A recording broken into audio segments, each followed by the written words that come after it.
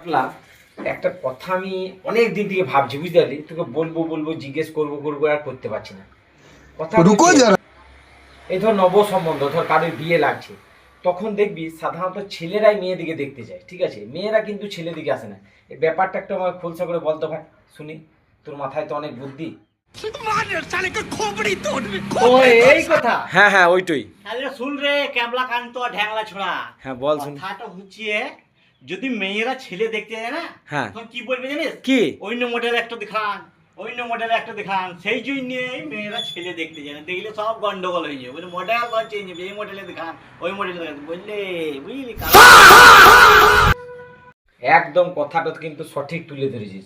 ওই জন্য আমি মলে টলে যখন ঘুরতে যাই, শপিং মলে, দেখি এইটা হচ্ছে না, এইটা হচ্ছে না, আচ্ছা ওই মেয়েদের চয়েস বেশি, তাই না? আচ্ছা আচ্ছা, বুঝতে পারলাম। সত্যি হ্যাঁ, তোর সেই মাথায় যে- অনেক বুদ্ধি রে ভাই। সেই জন্যই তো দেখতে গেলে সব গন্ডগোল, পছন্দ হয় না, এই দেখান, ওই দেখান, এই মডেল দেখান। হরি বল, হরি বল।